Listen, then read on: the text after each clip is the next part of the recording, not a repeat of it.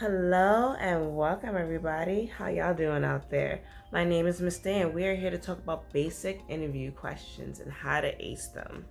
And welcome to my desk. We moved from the room for now anyway. Why are basic interview questions important? Basic interview questions are important because they are the foundation of all interviews. Employers use interview questions to get to know you and assess your qualifications for the job. If you can't answer interview questions, then you won't be able to impress the employer and you definitely won't be able to land a job. So let's work on that.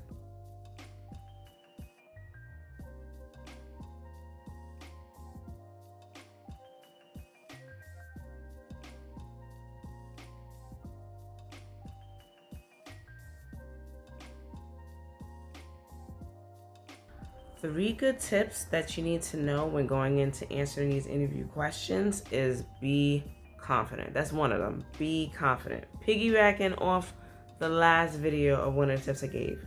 Be confident. I know I said it like 3 times.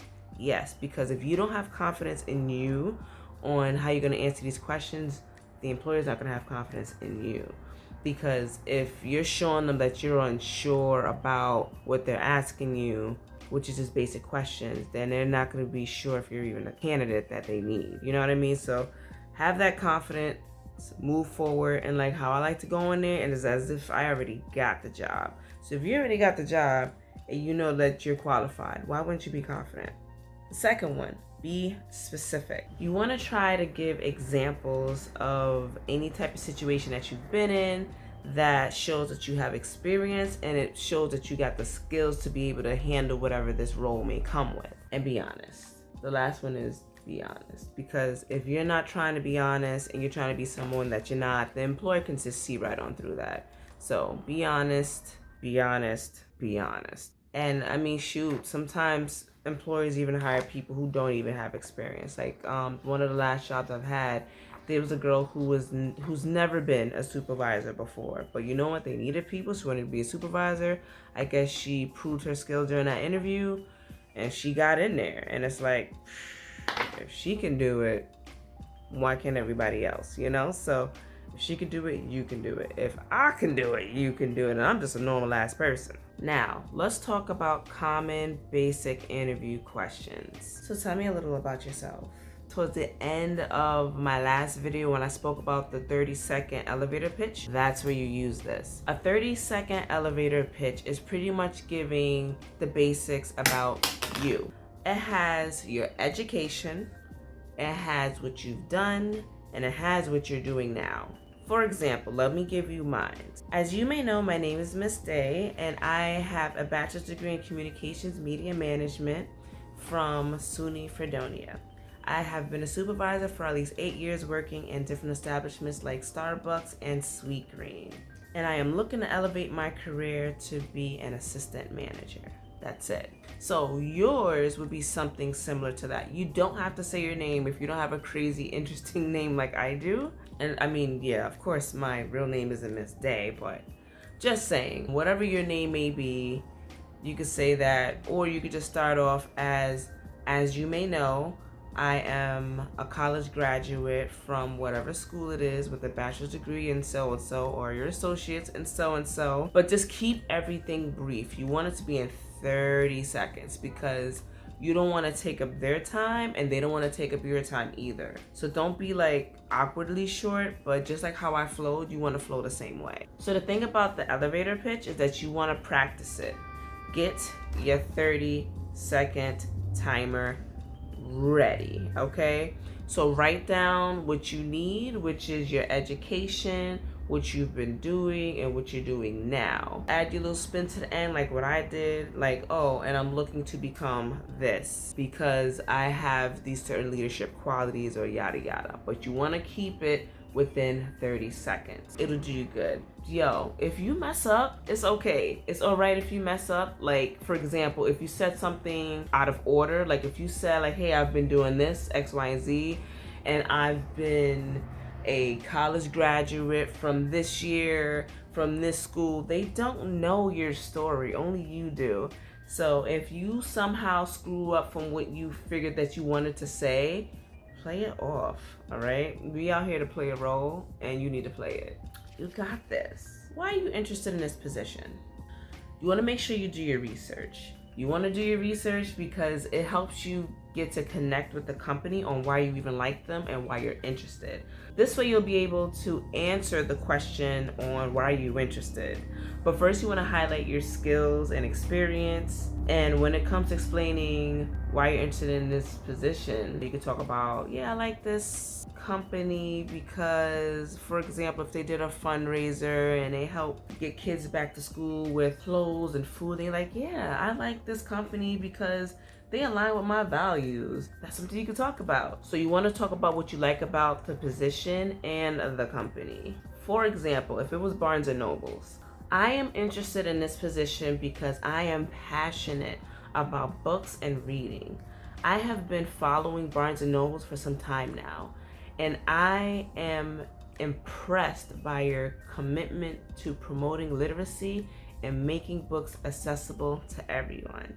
I believe that my skills and experience in customer service and retail would be a valuable asset to your team, and I am eager to help your customers find the books they love. See how that sounds? You want to be able to help continue on this legacy of giving people books that they've always wanted. Why not? And if you also want to go with something else, we could also talk about this one. I am interested in working for Barnes & Nobles because of your commitment to diversity and inclusion. I am passionate about creating a welcoming and inclusive environment for everyone. And I believe Barnes & Nobles is a company that shares my values. So that's another example as well. So if you want to write these things down, definitely do so. Put your own spin on it. Work it, all right? We're here to work it. Let's do it. Our next favorite set of questions are, what are your strengths and what are your weaknesses? Sometimes you wonder, it's like, wait, why do you want to care about what I'm not strong at? Wouldn't you want to know what I'm strong at so I can get the position? Like, duh. But you know what? It's a way to answer this question. You want to keep it catered to the job. For example, my strengths are being able to work as a team and always lending a helping hand to others. My weakness is being able to pay attention, too much attention, to detail, because I tend to get stuck on things and spend too much time on it. What I do to get around this is ask questions and set a time to move on to the very next thing. When you talk about these weaknesses, you want to talk about how you overcome them. It's acknowledging the weakness and correcting them, because we are not all perfect. Next question. Where do you see yourself in 5 years? I never liked this question. I live for today. It's like, are you goal oriented? And I guess some employees want to know this. So it's like, be prepared for this question if you do get it. Be realistic about your goals and how you want to achieve them. Be specific, right? Don't just say that you want to be successful in 5 years. Think about this, right? What does success mean to you? Do you want to be in a certain position? Do you want to have achieved a certain level of expertise? Like, what are you working your way up to? Be positive and enthusiastic. Show the interviewer that you are excited about your future and that you are confident in your ability to achieve your goals. For example, let's say you're going for a job with Target. Where do you see yourself in 5 years? In 5 years, I see myself in a management position at Target. I am passionate about retail and customer service, and I believe that my skills and experience would be a valuable asset to your team. I am eager to learn and grow. I am confident that I can make a huge contribution to this company in the next 5 years. The next question, why should I hire you? Same thing. Highlight your skills and experiences on why you're a good fit and be enthusiastic. Let me give you a good example. You should hire me because I have the skills and experience necessary to be successful in this position. I have a proven track record of success as a supervisor in my past roles. I am confident that I can make a significant contribution to your team. I am also a hard worker and I am always willing to go the extra mile. Of course, be yourself. Say these types of answers in your own way. Freestyle it. Imagine yourself as an ideal professional answering these questions. And again, be realistic. I don't want to forget this. When you have one of those questions where they ask you, why did you leave your last job? You want to be positive. You don't want to trash talk the last employer because they'll probably look at you like you may trash talk them too.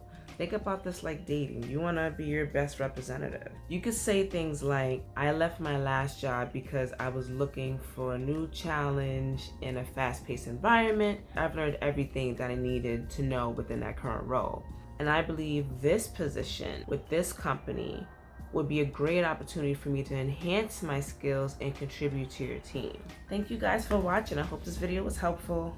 If you have any questions, please drop it in the comments below. Also, I want to make sure I mention if you are bilingual, make sure you use that to your advantage. And being bilingual, meaning you know more than one language. If your first language is English and your second is Spanish, use the Spanish. As long as you know 2 different languages, you're in.